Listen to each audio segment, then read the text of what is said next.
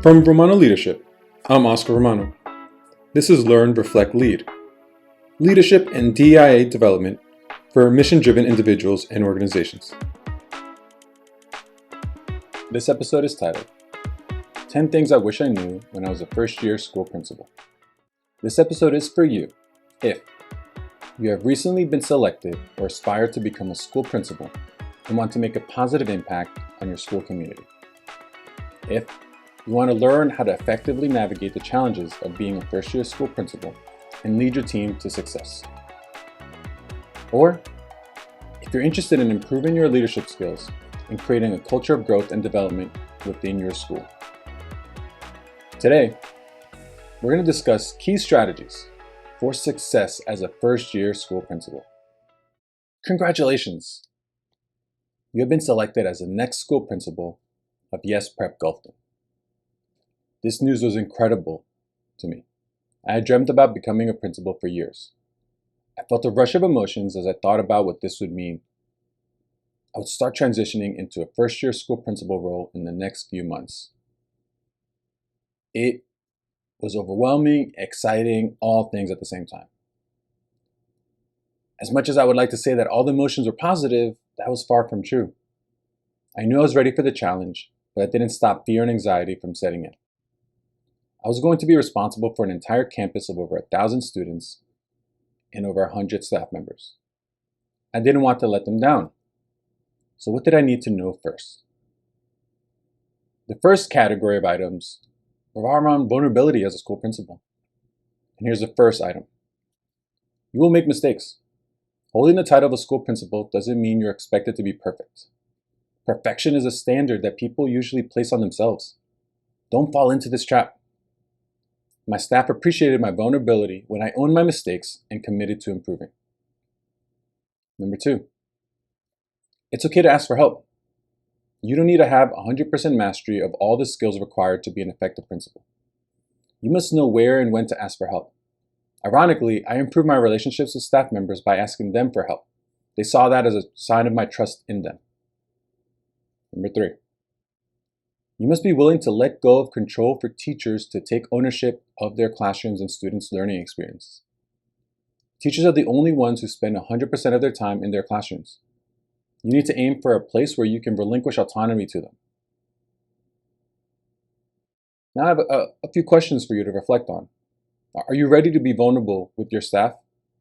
If yes, what are you going to work on first? And if not, what's holding you back from that vulnerability? Now let's get to the second category of items. Relationships. They are so important in your first year. Here's the fourth item. You need support from your team. This job has the potential to take over your life even when you don't want it to have such an impact. But if you establish a robust support system with your leadership team, you'll be able to weather any storm that comes your way. My leadership team was an integral part of any success I had in the role. Now, number 5, relationships are huge. People want to feel connected with the person in charge of their school.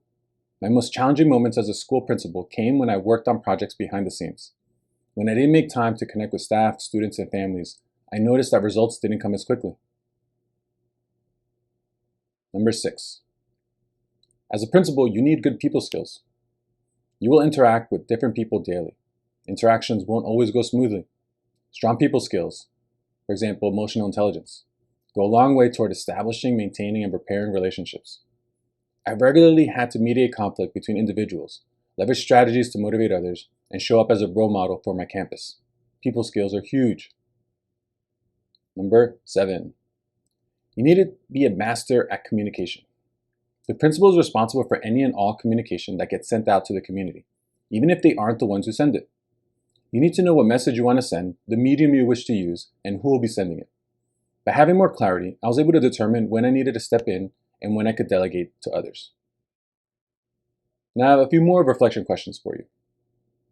Do you need to work on your relationships with others? And if so, what's your next step? Now let's get to the third bucket of items. It revolves around self-reflection. So let's get to number 8. Take time to reflect on what went well during the year. Principals have to put out so many fires on a regular basis, such as student discipline issues, instructional support needs, and so much more. You need to take some time to step back and reflect on what's going well.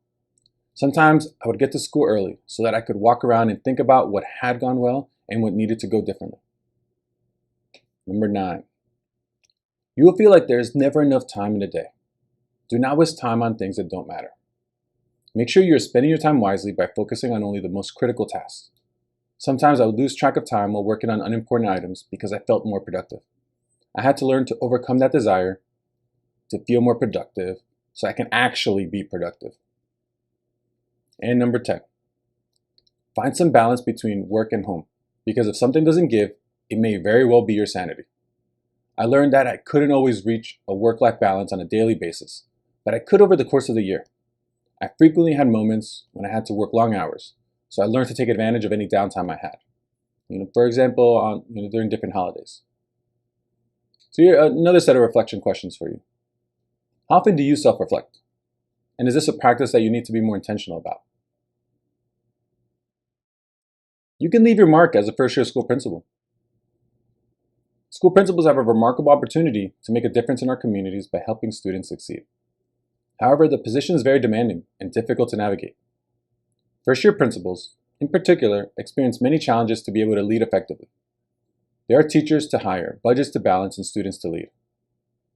When I was a first-year principal, I didn't want to let anyone down, so I prepared myself for the challenge of a lifetime. I understood that my staff and students expected me to be effective, and they deserved no less. I wanted to make sure I did everything I could to provide an outstanding education. And here's some closing thoughts for you.